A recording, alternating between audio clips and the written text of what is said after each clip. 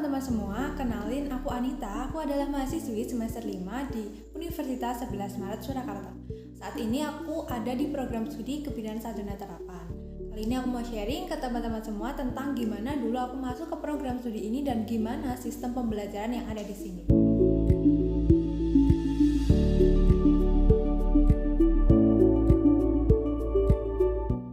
Kita sharing lebih lanjut, aku mau kasih tahu dulu tentang program studi kebidanan di UNS, yaitu ada dua, D3 Kebidanan dan juga Sarjana Terapan Kebidanan.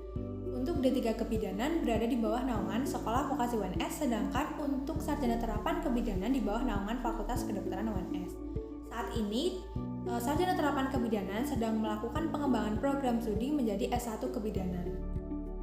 Untuk jalur masuk ke program studi kebidanan FK1S ini nantinya akan mengikuti seleksi nasional seperti SNMPTN, SBMPTN, dan juga seleksi mandiri. Kalau tahun aku dulu, kebetulan aku masuk melalui jalur seleksi mandiri UNS.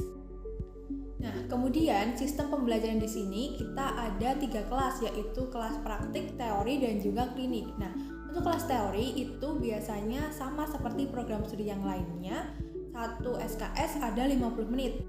Nantinya untuk kelas praktik kita ada yang namanya skills lab. Nah, skills lab ini adalah kita itu mempraktikkan keterampilan kita seperti memasang infus, cek tanda-tanda vital, atau pemasangan kateter dan lain-lain. Nah, nantinya di sebuah ruangan yang udah didesain seperti rumah sakit atau ruang tindakan. Untuk kelas di kebidanan sendiri ada kelas kecil dan juga kelas besar. Nah, untuk kelas besar ini biasanya untuk kelas teori.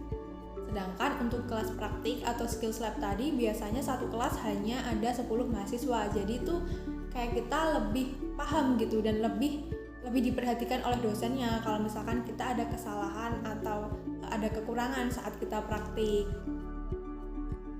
Untuk kelas praktik ini 1 SKS ada 100 menit. Nah, yang terakhir adalah kelas klinik. Nah, kelas klinik ini nantinya kita terjun ke lapangan secara langsung, bisa ke rumah sakit, bisa ke bidan praktik mandiri atau ke puskesmas. Nah, di FK1S sendiri ada 3 program studi, yaitu kedokteran, kebidanan, dan juga psikologi. Biasanya di semester 4 kita ada yang namanya kolaborasi profesi, di mana antara program studi itu belajar bersama selama 1 semester.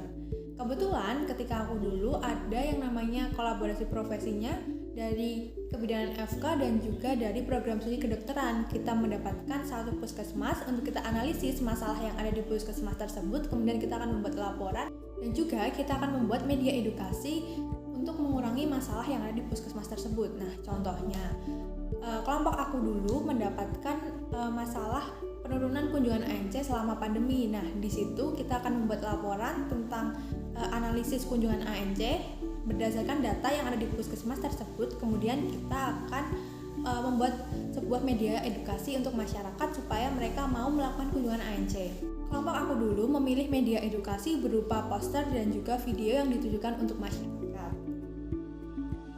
Nah, untuk fasilitas di kebidanan FK1S sendiri, kalian akan dapat ruang skills lab di mana ruangan itu menyerupai ruang tindakan di rumah sakit.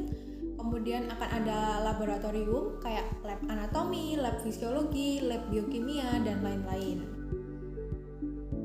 Nah, selain itu di kebidanan FK1S ini ada beberapa UKM yang bisa kita ikuti, mulai dari tingkat univ atau tingkat fakultas. Selain itu ada juga himpunan jurusan yang bisa kalian ikuti ketika kalian nanti masuk ke sini. Jadi di kebidanan FK1S kita nggak hanya belajar tentang persalinan atau orang hamil, tapi kita juga belajar tentang riset, kita belajar kolaborasi antar profesi. Kemudian biasanya di sini ada kegiatan yang dilakukan oleh fakultas, kemudian semua mahasiswa dapat berpartisipasi. Contohnya kemarin ada vaksinasi yang diselenggarakan oleh Fakultas Kedokteran UNS. Nah, untuk kegiatan vaksinasi dari FK1S ini kemarin dari kedokteran dan kebidanan menjadi tim screening, kemudian dari psikologi menjadi tim administrasi. Nah, di situ kita juga berkolaborasi dengan para dokter muda dan juga para dokter dari FK1S sendiri. Jadi, kegiatan di FK1S ini tuh seru-seru kalau misalkan kalian nanti masuk di sini. Selain itu, lingkungan di FK1S sangat suportif dan sangat baik menurut aku karena kita tuh sama cutting biasanya kita tuh banyak dapat bantuan dari mereka, kayak misalkan kalian praktikum. Karena aku dulu tuh masuk dari jalur mandiri, aku tuh dapet jas praktikum tuh paling akhir. Jadi ketika aku praktikum aku tuh belum dapet. Kemudian biasanya dari cutting itu membantu untuk meminjamkan adik-adik tingkatnya. Selain itu kita tuh bisa tanya tentang materi-materi yang kita belum paham, kemudian kita bisa tukeran materi dari jurusan lain yang masih satu fakultas, kayak gitu.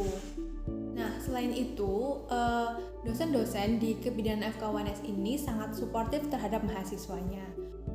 Contohnya, kemarin tim dari kebidanan FK1S ini dimintai tolong oleh pemerintah Kota Surakarta untuk membantu vaksinasi.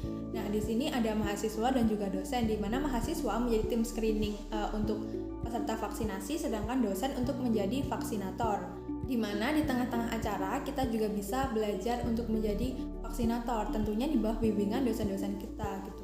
Jadi dosen kita tuh nggak pelit ilmu gitu, mereka mau mengajari kita sampai kita tuh bisa, dan ngajarinya tuh dengan sabar.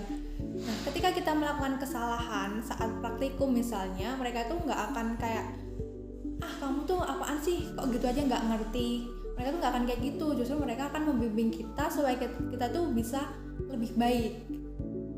Kalau kalian masuk di kebidanan FK1S, kalian hanya perlu memakai pakaian yang sopan, rapi, no jeans, dan juga berkerah. Selain itu, kalian tuh pakai seragam yang putih-putih itu hanya saat praktikum klinik atau saat di lapangan saja. Jadi di hari-hari biasa kalian tetap bisa pakai pakaian sama seperti teman-teman dari fakultas lain. Kemudian untuk lingkungan di Solo sendiri, masyarakatnya itu ramah-ramah. Kemudian kita tuh juga misalkan penat kuliah, kita bisa ke Karanganyar untuk mendinginkan pikiran kita. Kemudian yang paling menyenangkan dari di kebidanan FK1S sendiri ada yang namanya sharing alumni. Biasanya kita akan ketemu dan kenalan dengan kakak-kakak alumni. Nah, biasanya tuh mereka kayak ngasih pandangan mereka tentang prospek karir kedepannya gitu. Aku dulu waktu masuk, aku kira tuh kalau misalkan mahasiswa kebidanan pasti kalau lulus jadi bidan gitu. Ternyata dari sharing alumni, dari kegiatan-kegiatan di sini, aku tuh tahu kalau misalkan kalian kalau lulus dari kebidanan itu nggak harus jadi bidan, nggak harus jadi dosen. Kalian bisa jadi peneliti, kalian bisa kerja di Kementerian Kesehatan atau di klinik-klinik swasta lainnya. Nah, kalian kalau misalkan tertarik di bidang medis atau kesehatan, bisa menjadikan kebidanan salah satu pilihan jurusan kalian.